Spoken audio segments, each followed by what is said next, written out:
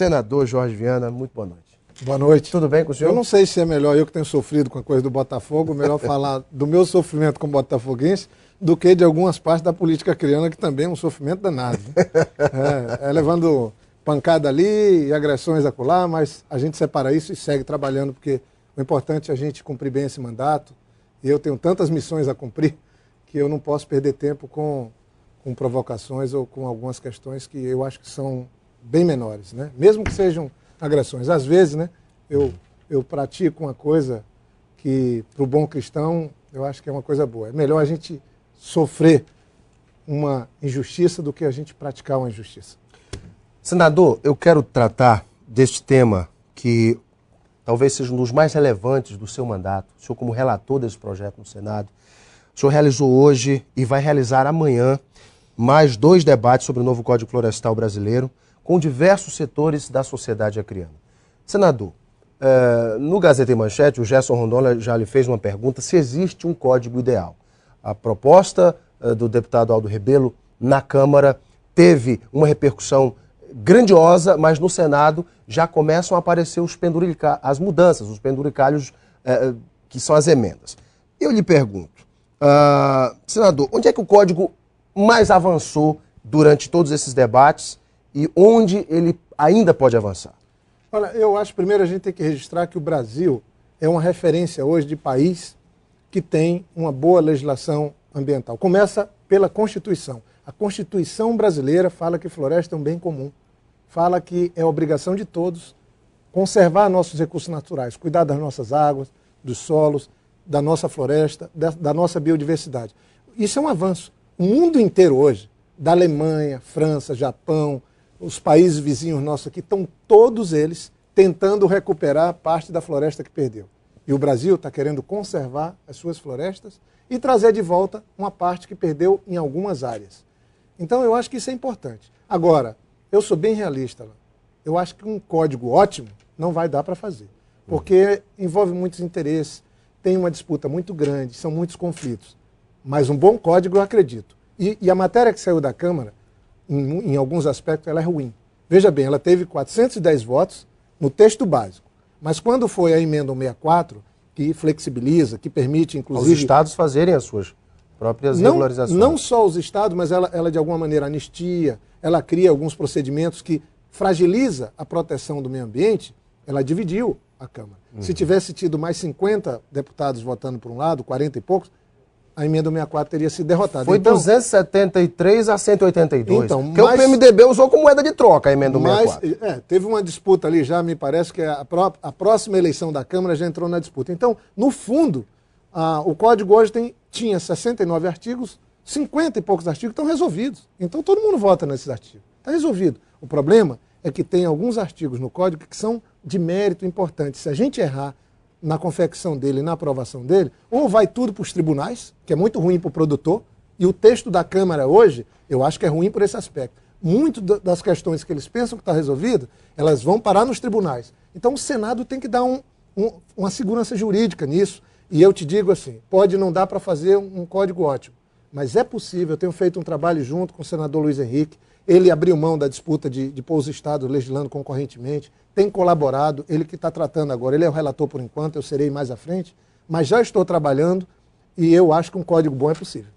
Vamos pontuar alguns dos aspectos do código para você em casa entender direitinho esse debate que é de suma importância para a nossa região. Por exemplo, áreas de reserva legal, senador, que na Amazônia é de 80%. Na versão anterior, não incluía as APPs. Na atual versão, já inclui as APPs. Você acha que é um avanço? Olha, aí é até bom explicar para as pessoas. Todo o debate no Código está voltado basicamente para as áreas de APP. E o que é APP? É a área de preservação permanente. Áreas que tem que ser preservada. As beiras dos rios. Que mesmo eu sendo um proprietário, eu não posso desmatar naquela área. Margem dos rios, nascentes, encostas. Essas áreas são fundamentais para que a gente tenha água.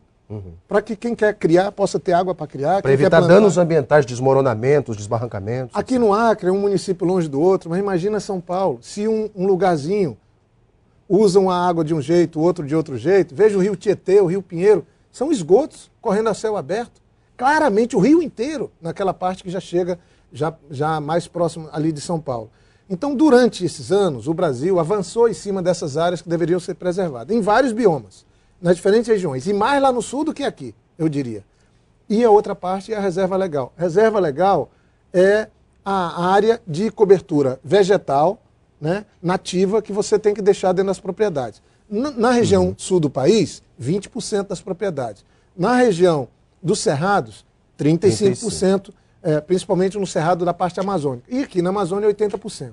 Gente, é disso que nós estamos falando. Durante esses anos, teve gente que entrou na área de reserva legal, na área de APP. Como é que nós vamos fazer? O projeto da Câmara, ele tem um defeito, ele tenta embolar tudo isso e tratar a flexibilização para resolver o que tem para trás com o regramento futuro da lei. Então vira uma confusão. A lei fica frágil para frente e fica frouxa demais para trás.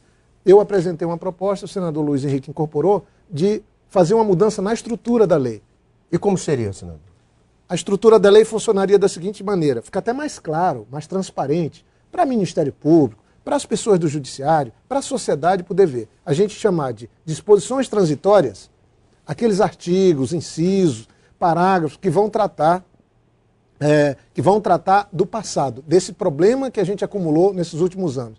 E as disposições permanentes, aquela que é a lei, uma regra futura e firme. Por que a gente tem que fazer isso, essa separação? Porque boa parte dos desmatamentos que aconteceram, dessas entradas em áreas de preservação permanente, foram estimulados pelas políticas de governo. Aqui na Amazônia mesmo, os assentamentos, quando as pessoas eram chamadas, era obrigada a desmatar. A pessoa tinha que desmatar, senão perdia até a própria área. Agora, o governo não pode chegar, ou a gente não pode chegar lá e obrigando todo mundo a fazer as coisas. Tem que ter um incentivo. Usar comando e controle para reduzir desmatamento é real e possível. Você está lá, põe até a polícia quando tem uma coisa criminosa. Eu não sou favorável de sair entrando com polícia nas pequenas propriedades, na produção familiar. Mas quando tem um bandido querendo destruir o meio ambiente, que é um bem comum, como a Constituição diz, tem que ser caso de polícia. Agora, gente, recuperar as áreas perdidas de preservação permanente de APP não vai ser com polícia, nem com ação de comando e controle, vai ser com políticas de incentivos. E dentro desse aspecto, vale ressaltar, só 1% das multas aplicadas no Brasil hoje são pagas. Isso é uma grande verdade. Tudo o que é de multa no país fica, muitas vezes, transitando... Vai para a justiça. E o que tem dinheiro, contrata um bom advogado. Mas também não é por conta de multas muito elevadas em pequenas propriedades que nunca vão ter condições de pagar. E aí entra essa parte que você está levantando, que é fundamental, Alan.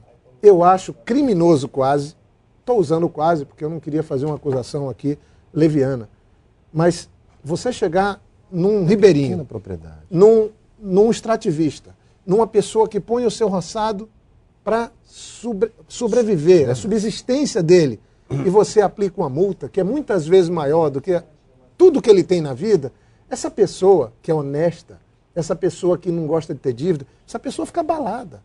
Ela pode até não pagar a multa porque ela não tem condição de pagar, mas ela sofre com isso. Essa coisa a gente tem que acabar no Brasil, porque também isso vira discurso daqueles que querem destruir tudo. Então, na proposta do Código, a gente quer separar extrativistas, os ribeirinhos, aqueles que são pequenos produtores, aqueles que fazem agricultura familiar, dos demais. Porque na agricultura familiar, na pequena propriedade, eles não estão capitalizados para usar tecnologia, para fazer adequação. E tem que entrar o governo junto. São esses dos 4 módulos fiscais. Eles se enquadrariam nesse quesito. Eu não sei, em alguns lugares 4 módulos fiscais é até demais. Na Amazônia são 400 hectares. No sul do país são 40 hectares. Então, eu acho que tem que ter um misto.